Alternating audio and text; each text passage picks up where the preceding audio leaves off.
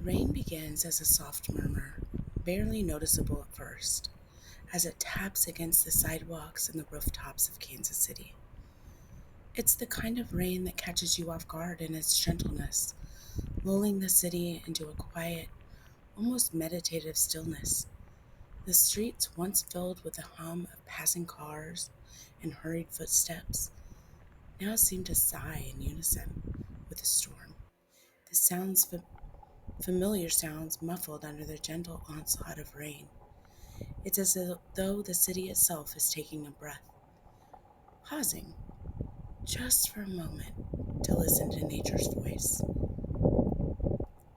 As the rain grows steadier, the world around you begins to soften.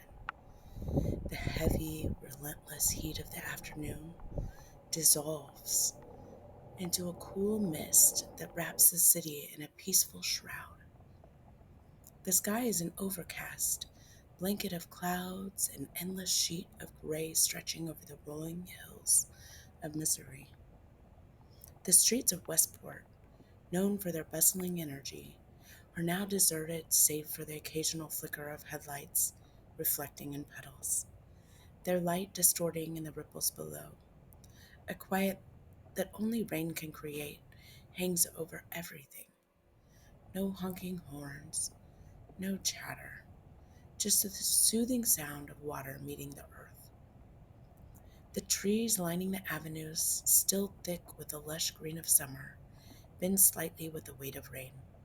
The leaves shimmer under the downpour, and every so often, the gust of wind causes droplets to scatter in every direction, briefly catching the light of the street lamps.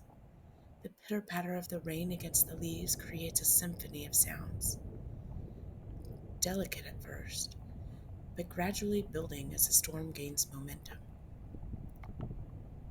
As you make your way through the city, you notice how the streets change when they're kissed by rain.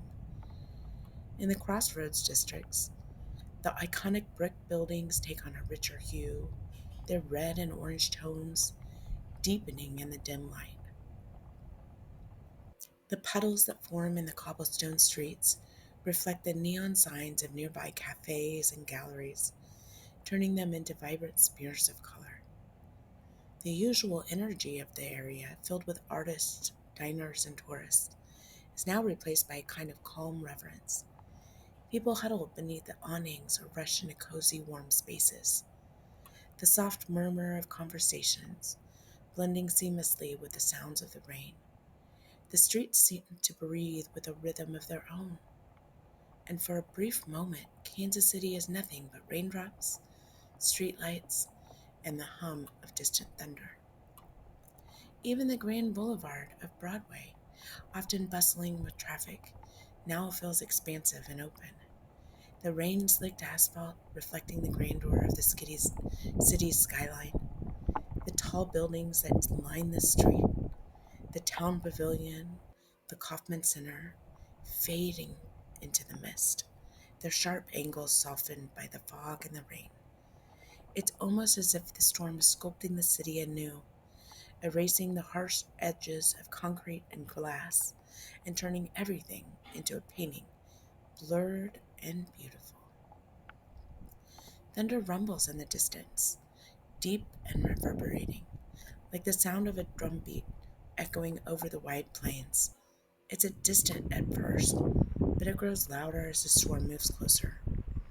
Its growls make the earth shudder beneath you. It's impossible not to be drawn to its power. Its sheer energy rolling across the open landscape that Kansas City shares with the sweeping plains.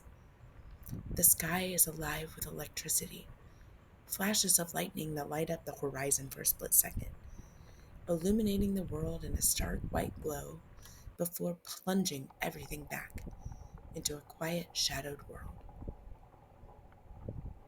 As the storm reaches its peak, the city slows even more. The world outside your window becomes a blur of rain, trees, and the occasional streak of lightning. The air is heavy with the scent of rain-soaked earth and damp pavement, but there's something cleansing about it, as if the very air is purified with each drop that falls. The trees in the parks, Swope Park especially, stand tall and proud, their trunks darkened by the rain, their branches swaying like the slow motions of a dancer. The sound of the storm fills the air, creating a kind of isolation, a separation from the usual clamor of the world. For a while, everything disappears into the rhythm of the rain. You lose track of time, watching the world change under the soft, persistent touch of the storm.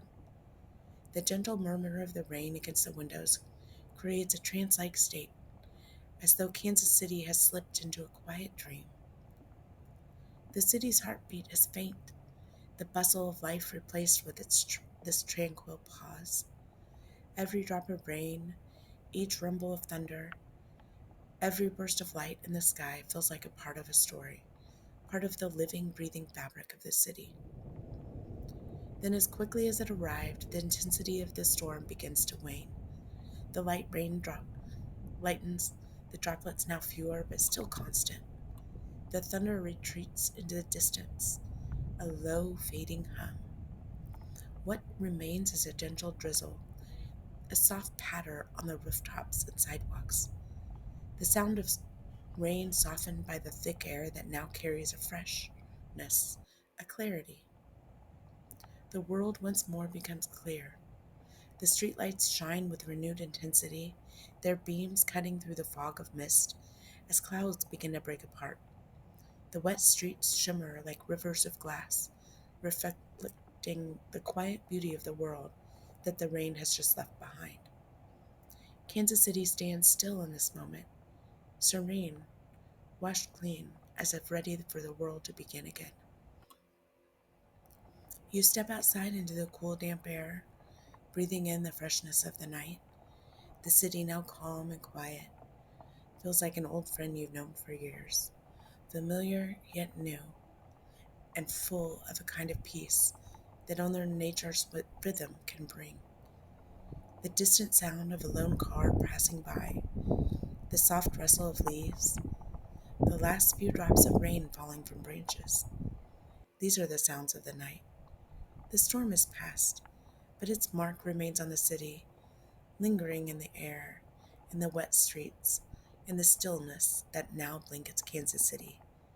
And for the briefest moments, Kansas City feels like it belongs entirely to the rain, as if the city itself is part of the storm, part of this shared moment of quiet and calm.